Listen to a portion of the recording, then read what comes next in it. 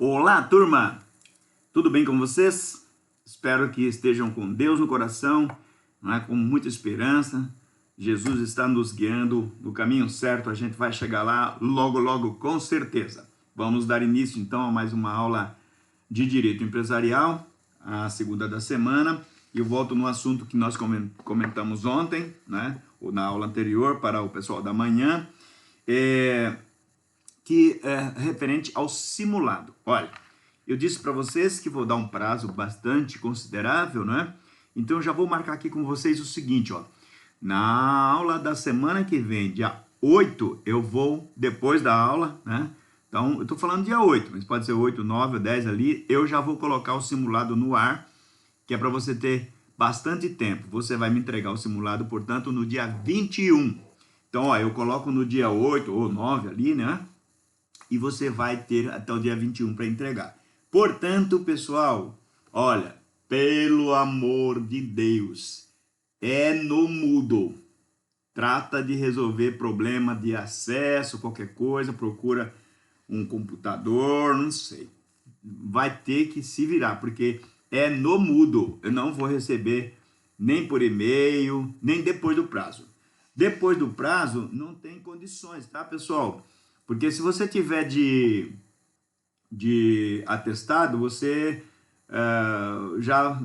você tem que ter conseguido aí já resolver o seu simulado. Então, esse atestado no dia, um dia só, não vai dar. Agora, se você tiver 15 dias de atestado, a partir do dia 18, que eu espero que ninguém esteja, né? Jesus nos ajude, que ninguém passe por problemas de saúde, exceto o atestado que cubra todo esse período, pessoal, no Moodle, tá certo? Ó, combinado, Moodle, não me manda por e-mail nem por WhatsApp. E eu prometi a vocês que traria a nova lei, né, o Código de Processo Civil, por causa do título de crédito, porque na apostila, eu vou atualizar essa apostila para o próximo semestre, ela fala do Código Civil, de Processo Civil antigo. Então, eu vou mostrar para vocês aqui, pessoal, vou dar uma navegada aqui, ó. Primeiro, quando você precisar de qualquer lei, consultar uma lei, surgiu no seu trabalho, de outra disciplina, qualquer coisa, você pode vir aqui, ó. Então, a ideia é clicar aqui em legislação, ó. Já apareceu ali, vou dar um enter, ó, legislação. O Google traz aqui, ó, Planalto, ó, planalto.gov.br. Se você quiser, pode digitar aí no navegador também esse nome, tá? Vamos clicar aqui para a gente ver o que vai acontecer. Vai para uma página chamada legislação. Olha lá, ó, portal da legislação. Aqui você tem toda a legislação, ó, federal, históricas. Quem quiser estudar constituições antigas, que a gente vê aí o pessoal falar, não é? De constituições antigas, isso, aquilo, outro. É aqui. Tá tudo aí. Isso aqui é a lei da o portal da transparência das leis. Aqui, ó, tem o Diário Oficial. Publicou aqui, é obrigação de todo brasileiro saber que existe essa lei. Então, ó, como é que está dividida a legislação? Está em legislação, depois está em judiciário, ó, legislação estadual, e históricas são as constituições anteriores e outras, consulta ao público e a legislação internacional que afeta o Brasil. Obviamente aqui você não vai encontrar o Código Civil da China, essas coisas não. É a lei internacional que afeta o Brasil, que está de acordo com a nossa necessidade. Você pode vir aqui. Então, o que nós vamos ver? Código de Processo Civil, certo? Então, códigos. Quando eu clicar em códigos, ó, aparece aqui todos os códigos. Então, primeiro, ó, é o Código Civil que nós estamos estudando no Direito Empresarial, ó. 10.406 é a lei, ó. O Código Civil é uma lei normal, ó. Lei 10.406 de 10 de janeiro de 2002. Aí na sua apostila está falando isso. Depois a gente tem aqui, ó, Código de Processo Civil, Lei 5.869 de 11 de janeiro de 1973. Se eu clicar aqui, vai vir aquele código antigo que tem aquele artigo que eu falei para vocês que já não vale mais. Por quê? Porque agora tem o Código de Processo Civil, Lei 13.105 de 16 de março de 2015. É esse que está valendo. Esse aqui revogou esse. Ô professor, se ele revogou, por que aparece aqui ainda? É porque tem alguns processos ainda circulando com base na legislação antiga e o pessoal deixa passar aí um bom tempo para depois tirar. Isso aqui vai sair daqui, tá? Vai chegar uma hora que sai daqui. São processos de falência, alguns processos especiais. Porque os processos normais, mais comuns, já estão sendo operados, né, pelo direito conforme o Código de Processo Civil novo, que é de 2015, tá certo? Isso aqui eu acho que vai ficar aí por uns 5 anos, depois ele sai daí. O que nos interessa é ver, então, aquele artigo lá, ó. Eu tinha lá no artigo 586, agora nós temos aqui, ó, artigo 783. O Código Novo diz isso. Então, ó, do título executivo, ó. Lembra, esse era o assunto que a gente falava ontem. Do título executivo. A execução para cobrança de crédito fundar-se-á sempre em título de obrigação certa, líquida e exigível. Qual é a diferença? Na nossa apostila que a gente viu na aula anterior, a execução falava assim, ó. A execução para cobrança de crédito fundar-se-á em título líquido, certo e exigível. Mudou só a posição das palavras ali, tá certo? E depois ele fala aqui, ó, são títulos executivos extrajudiciais. Aqui convém explicar uma coisinha para vocês. Olha, extrajudicial, a palavra extra quer dizer fora, não é? Quando você trabalha, você faz hora extra. Extra quer dizer fora do horário. Já parou para pensar nisso? Fora do seu horário, extra. Então é extra, porque é fora. Então, extrajudicial quer dizer fora da justiça. Dentro da justiça existe título judicial, professor? Sim. O título judicial que existe dentro da justiça chama-se sentença. Quando o juiz dá uma sentença, aquela sentença é considerada um título. Eu agora sou titular de um direito que o juiz me deu e você tem que me pagar. Percebe a situação? É um título executivo, porque eu posso executar. Se a pessoa não pagar, posso ir lá tomar os bens dela, né, dessa pessoa, posso levar a leilão e então pegar o dinheiro para quitar a dívida. E extrajudicial? Ó, então vamos lá, ó. São títulos executivos extrajudiciais. A letra de câmbio, a nota promissória, a duplicata, a debenture e o cheque. Veja, o Código de Processo Civil está trazendo tudo aquilo que nós estudamos. Ó. Letra de câmbio nós estudamos, né? Nota promissória nós estudamos, cheque nós estudamos, a duplicata nós vamos estudar agora, nesta aula, duplicata, e ele trouxe aqui a debenture. A debenture, pessoal, nós não vamos estudar aqui, porque a debenture, ela exige um estudo um pouco maior.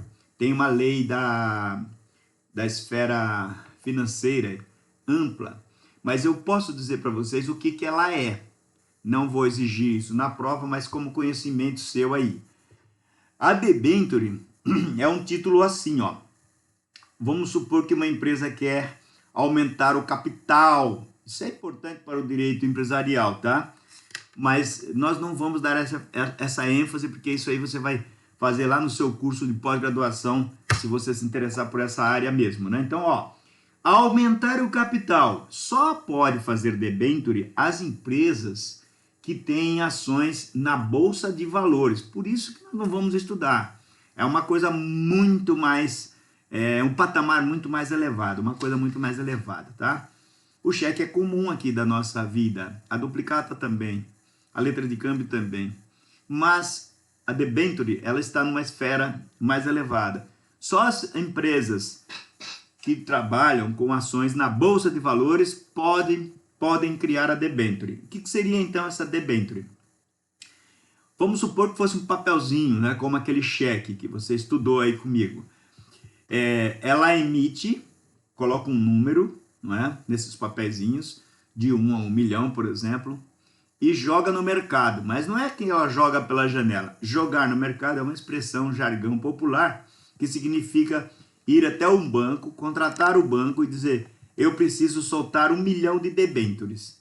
O banco fala, quer que eu te adiante? Daqui a pouco a gente fala sobre isso. Não, não quero que me adiante, quero que venda. O banco vai cobrar uma comissão, vai ter lá os impostos das transações financeiras e ela joga no mercado. Então você, como cliente do banco, vai ser oferecido, ó, quer comprar debênture dessa empresa? Se você comprar, você passa a ser uma espécie de sócio, né, acionista daquela empresa. Mas não vai constar dos livros dela, você não vai participar de assembleia, não vai ser sócio que entra lá todo dia. Na empresa nem vai saber que você existe. Só que passado aí 5 anos ou 10 anos, você tem direito de receber a debênture de volta. E aí você vai receber juros, correção monetária, certo? E por que ela é chamada de título de crédito? De título e executivo aqui. Se a empresa não pagar, você pode executar.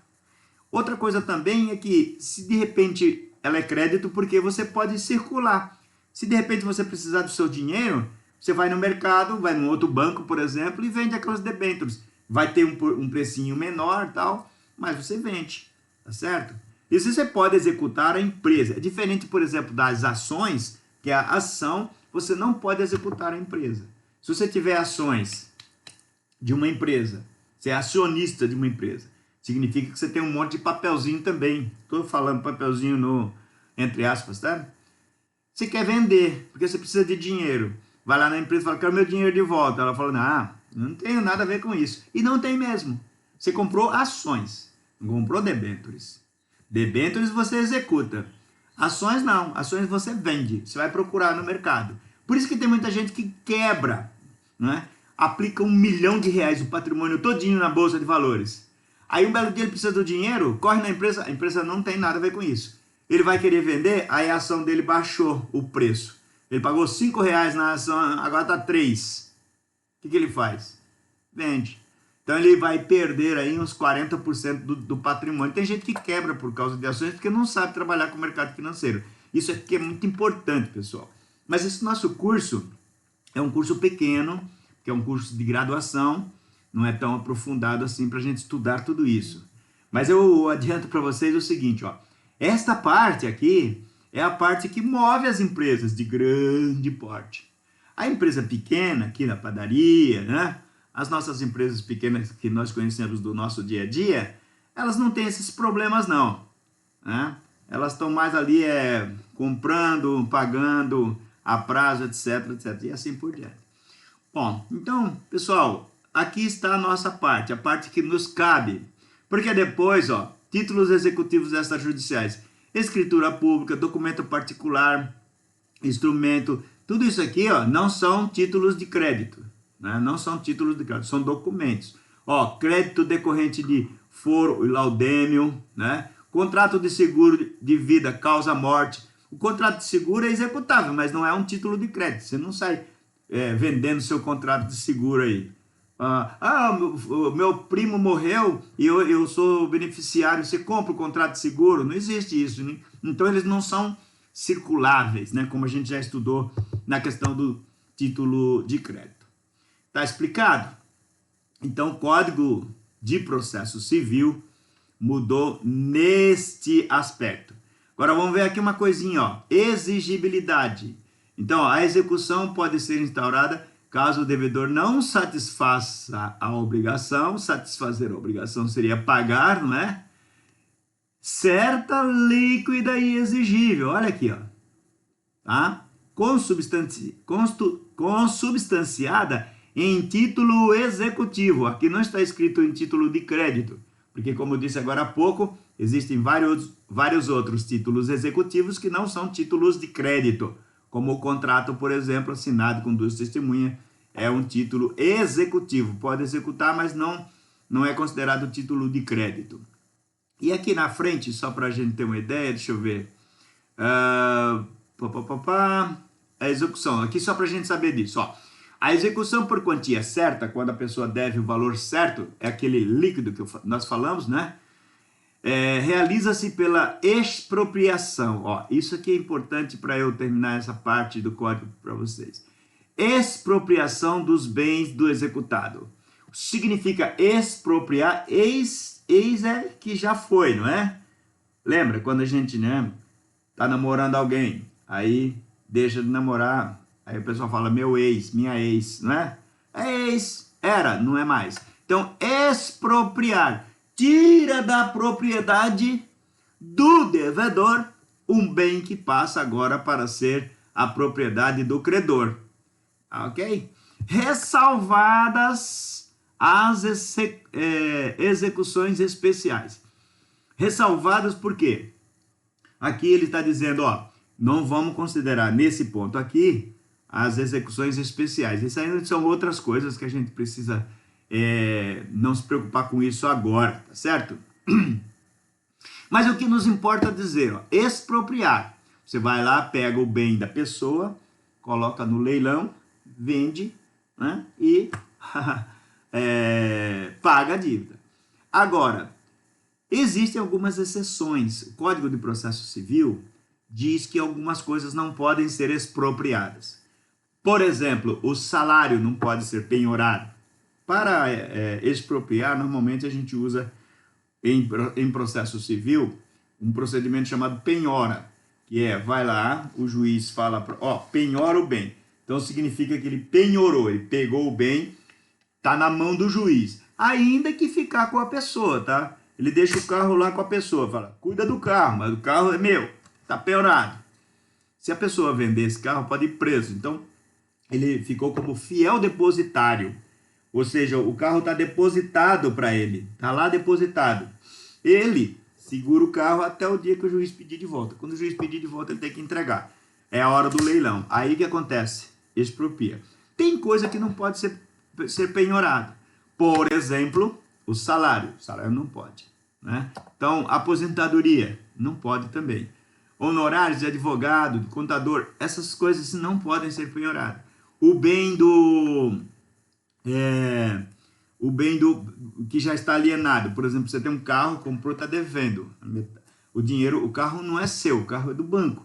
Você está pagando, só vai ser seu quando pagar a última parcela. Esse bem também é impenhorável. Às vezes o oficial de justiça penhora, mas depois tem uma confusão lá e se resolve. Mas só para dizer, tem coisas que não podem ser penhoradas, tá certo?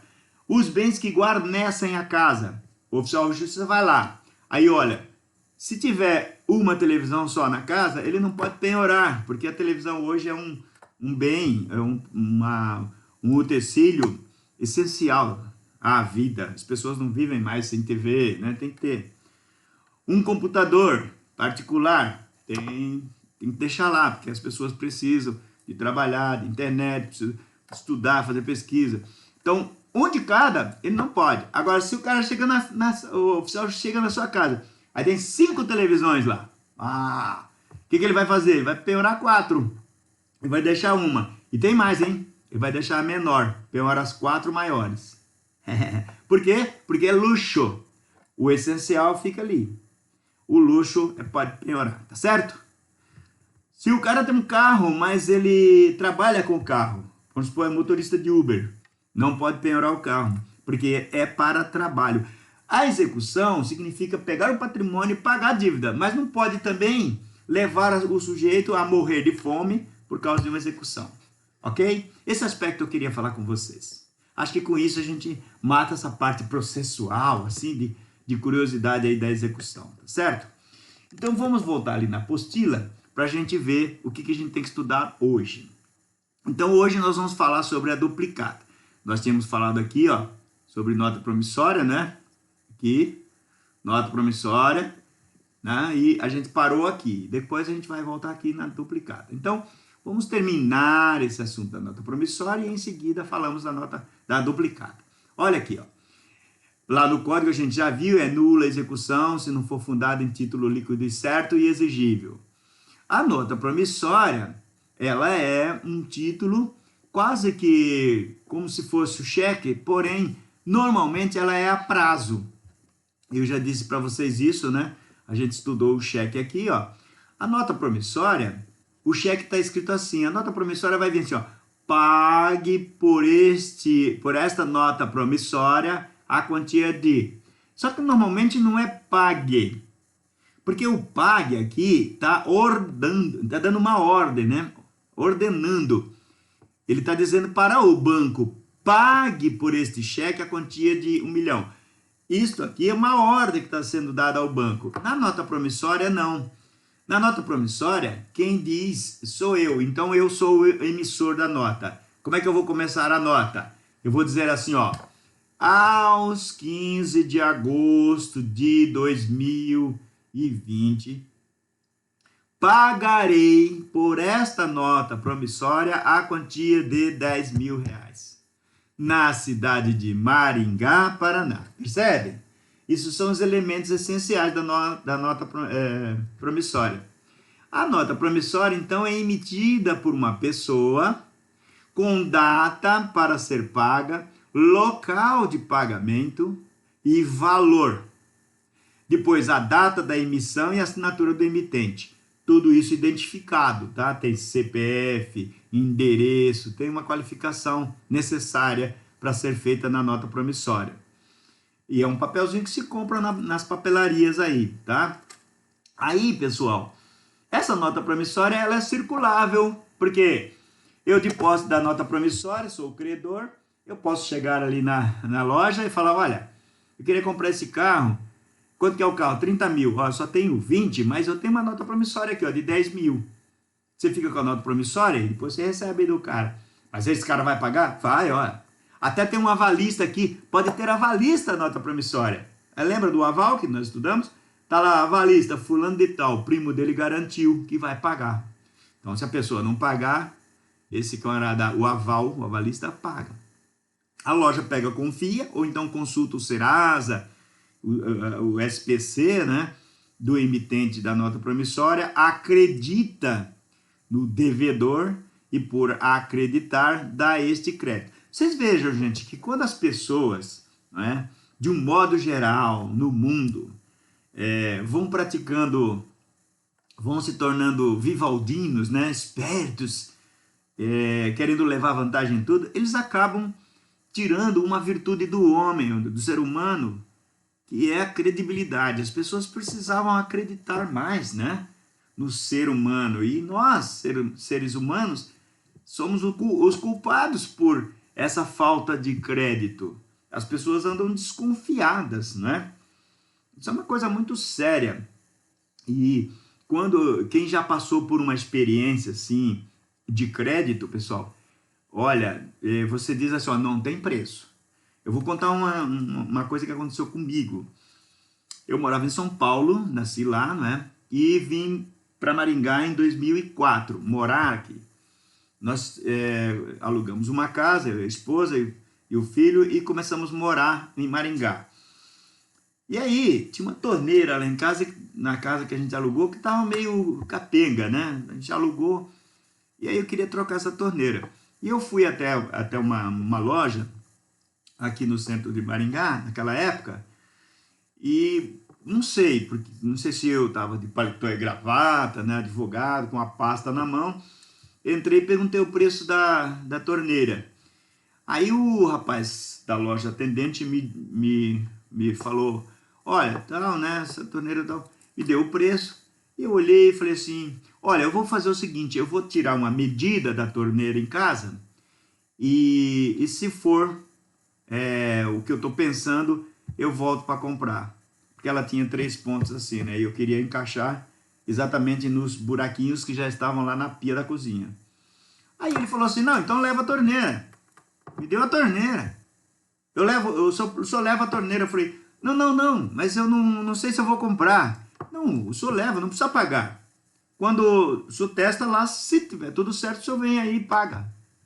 Eu falei, não, mas como assim? Vai confiar em mim? Não, pode levar, leva. Eu sei que o senhor vai me pagar. Eu estou sentindo que o senhor vai me pagar. Então, gente, isso tem preço? Não tem preço.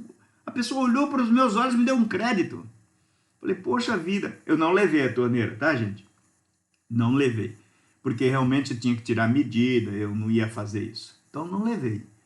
Mas, não foi só isso que aconteceu comigo, né? Eu fui numa loja, numa época eu estava fazendo uma festa e precisava de comprar uma espécie de grampeador. Esse tipo de grampeador aqui, só que não é grampeador assim para papel. é grampeador para tapete, sabe? É um negócio grande, assim, uma máquina. E aí a pessoa falou, onde que é essa festa? Falei, lá não. Eu falei o local lá, né? Associação dos funcionários e tal. A pessoa falou assim, ó, leva, me traz, hein? Amanhã eu tenho festa, mas, ó, grampeia lá e traz para mim. Falei, mas eu preciso depositar um cheque, dinheiro. Não, não, leva, mas, ó, cuidado com isso, que amanhã eu tenho festa, eu preciso grampear os negócios. Então, esse eu levei. Levei, fui lá, grampeei o tapete, depois voltei na loja. Tem preço? Isso não tem preço, gente. Nessa mesma festa, o açougue, que eu tinha combinado uns quilos de carne lá para fazer um churrasco, e eu cheguei lá com esse grampeador para grampear. Aí o rapaz falou assim, ó, a carne chegou aí. Fui lá na cozinha, tava lá a carne em cima do balcão, rapidinho corri para colocar no freezer e tal, e eu não tinha pago ainda. O pessoal do açougue mandou direto a carne lá e nem perguntou, não ligou para mim, ó, traz o cheque, percebe? Sem eu dar nenhum dinheiro. Então, pessoal, esse crédito que a gente tem é um negócio assim impressionante. Aí, lógico, você tem que honrar isso, né? Não pode ficar devendo para as pessoas e nem deixar as pessoas ir correr atrás de você para você ter que pagar a sua dívida. Porque aí, isso faz você manter esse crédito. Então, os títulos de crédito servem para isso. Eu chego com a nota promissória, vou comprar o carro, a pessoa consulta o Serasa lá, SPC. A pessoa tá limpa, não tem nada, a loja acredita. Então, o título circula. Isso que é importante. Percebem? Então, a nota promissória seria isso, tá? Uma nota promissória. E o que é promissória? Promissor, de promessa. Eu prometo pagar, tá? Então, fecha aqui a questão da nota promissória, tá certo? Então, ela tem que ter a data e lugar de pagamento, da emissão e do pagamento. Percebem? Muito bom. Pessoal, então, os requisitos aqui para a gente verificar e terminar, né, da nota promissória, que é importante a gente saber. Denominação, nota promissória, tem que estar inserida no próprio texto. O documento, você pode fazer uma nota promissória até de um papel sulfite normal. Só que você tem que começar escrevendo nota promissória. Aí você vai escrever todos os dizeres que são legais. Lá na papelaria vendem um papel parecido com esse cheque, até quase a mesma cor do cheque aí. Mas você tem que obedecer esses dizeres lá. Aos tantos dias do mês, pagarei por essa nota promissória. Então é isso aqui, ó. Promessa de pagar, né? Então, aos tantos dias, 15 dias do mês de agosto do ano 2020, pagarei por esta nota promissória a quantia determinada. Então, não pode ser indeterminado. Se for indeterminado, é ilíquido. Tá? E depois tem até a data do pagamento. A data do pagamento, o lugar do pagamento, falei para vocês agora há pouco, o nome da pessoa que deve pagar é o emitente, né? Ou a sua ordem, a quem se deve pagar. Desculpa, o nome da pessoa a quem se deve pagar. A quem se deve pagar é o credor.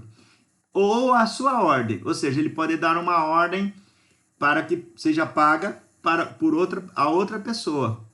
Então, você paga uma dívida com uma nota promissória para o fulano ou a sua ordem. Então, esse fulano poderá transferir. É o endosso que a gente estudou.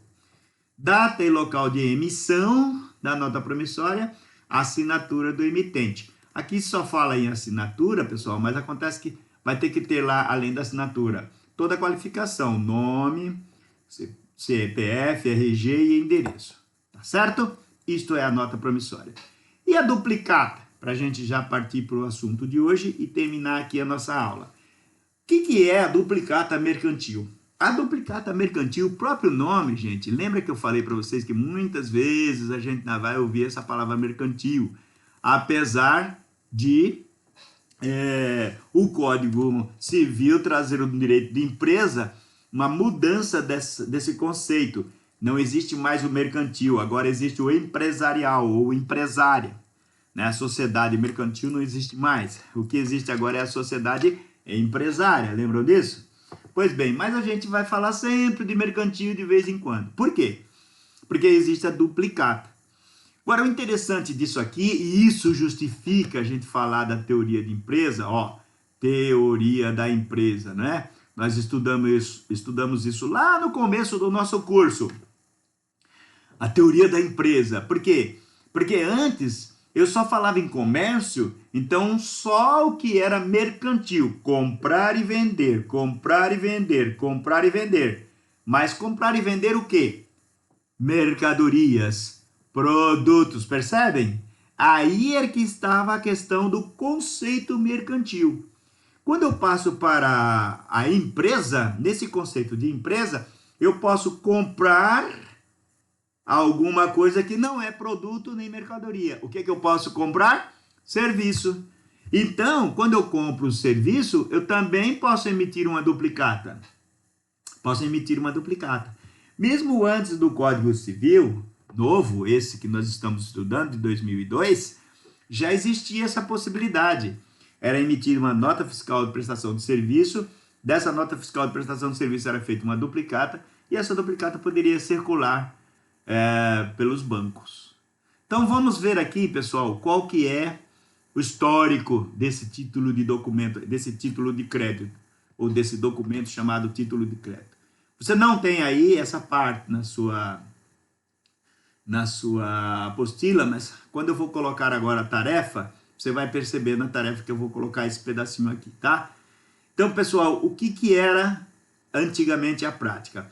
Os livros de registros, né, de operações das empresas, né, eles registram, já falei para vocês, uma das obrigações do empresário é o registro, a escrituração, né, de todo o movimento da empresa. Então, esses livros de registro, eles são registrados, ou são alimentados com a existência de documentos. Então, o documento que dá, vamos dizer assim, sustentabilidade, né, a uma operação de compra e venda é chamado de nota fiscal. Existia antes nota fiscal e nota fiscal de serviço. Agora não tem mais, é tudo nota fiscal, porque não tem mais só nota fiscal de serviço. É empresarial, direito empresarial. Mas tem gente que ainda coloca lá nota fiscal de prestação de serviço. Pode ser, não tem problema. Mas o certo seria nota fiscal. Porque agora, pessoal, a nota fiscal registra um ato de compra e venda, que pode ser venda de mercadoria, venda de serviço ou venda de produtos. Tudo é venda. Por quê? Porque a teoria da empresa incorporou isso tudo, tá certo? Asquini, lembra lá no começo? Código Civil Italiano de 1942 influenciou a criação do direito de empresa no Brasil. Nós estudamos isso. Você vê como que você vai sair desse curso de direito empresarial sabendo bastante coisa, até histórico, hein? Dá até para contar, né? Você tá tomando uma cervejinha lá no churrasco da família. E aí, pessoal, vocês sabem como é que surgiu a teoria da empresa? Aí começa a contar, os caras falam, oh, nossa, você, né? Você conhece até direito italiano, percebe? Conhecimento. Pessoal, a nota fiscal, então, é um documento que registra um ato de venda. Só que existia a nota fiscal, mas a nota fiscal não é título de crédito, percebe? Olha, não é título de crédito, não apareceu lá no Código de Processo Civil. Percebem isso? Notem, não é. Aí o sujeito comprava uma, comprava duas, comprava três, comprava 10 compras, 5 compras.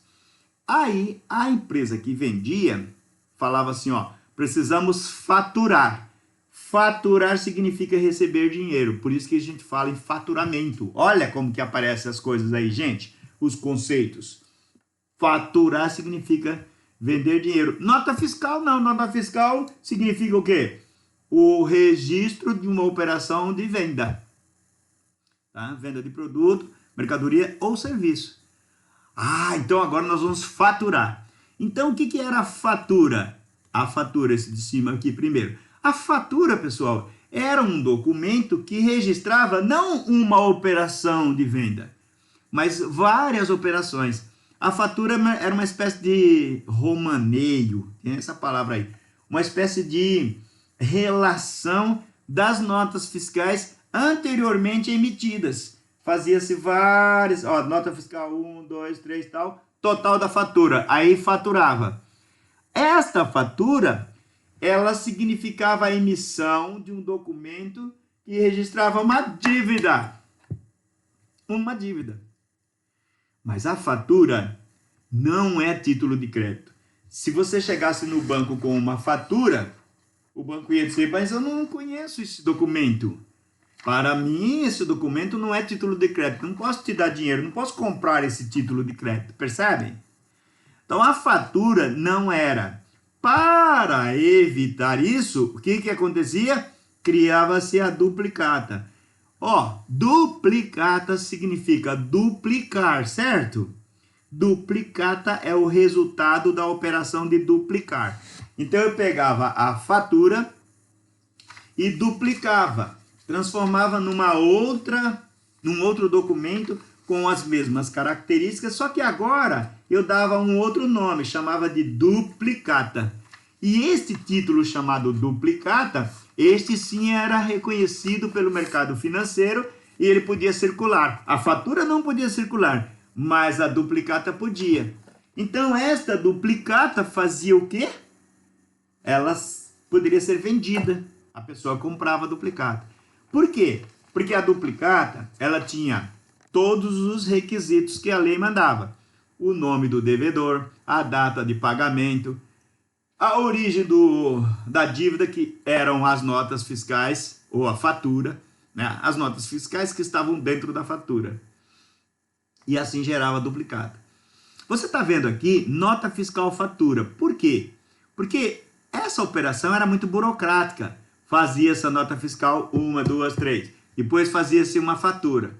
Com o passar do tempo e com o computador, né, começou a agilizar as operações, não esse computador que a gente conhece de hoje, né, mas um outro tipo lá no passado, que era mecanográfico e tal, ficou mais fácil de se fazer essa operação, desburocratizando essa operação.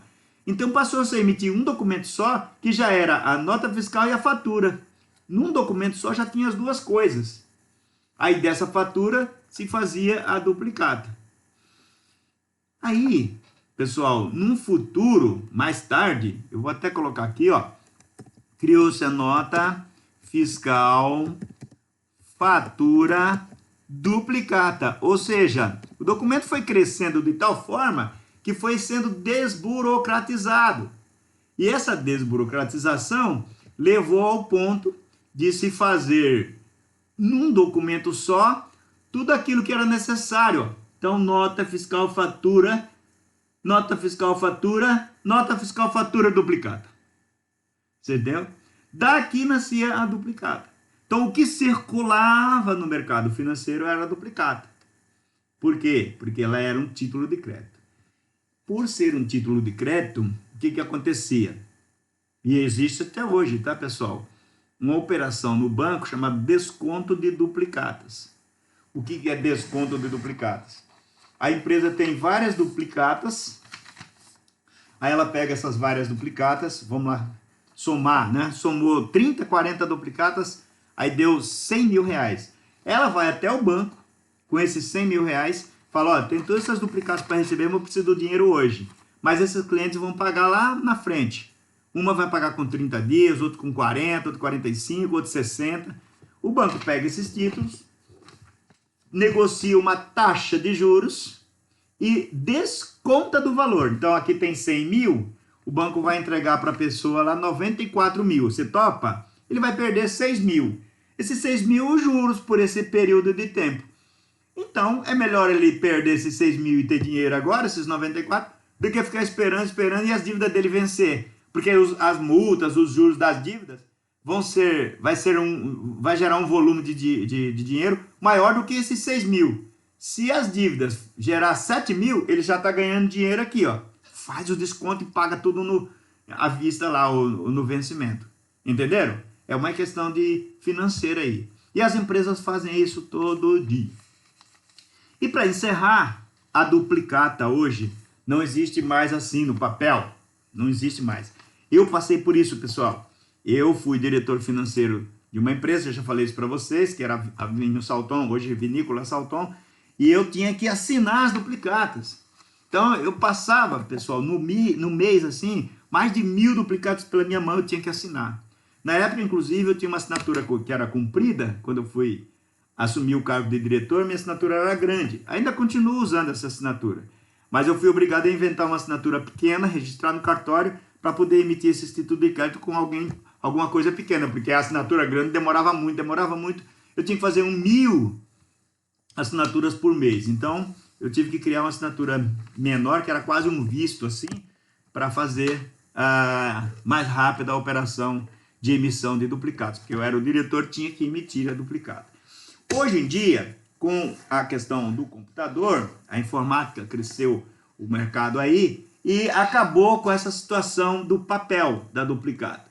Então, hoje, os bancos emitem um documento chamado boleto. Você conhece o boleto? Esse boleto é emitido com base numa relação de créditos que a empresa manda para o banco. Essa relação é escritural, quer dizer, digital, né? Vai lá num pendrive, ou vai pela nuvem, ou vai pela linha de transmissão que o banco cria entre banco e empresa. Com base nesses dados, o banco emite os boletos e manda direto para o devedor pagar. Então, o boleto veio substituir o título de crédito, mas o boleto não é título de crédito. Presta atenção nisso. O título de crédito é a duplicata.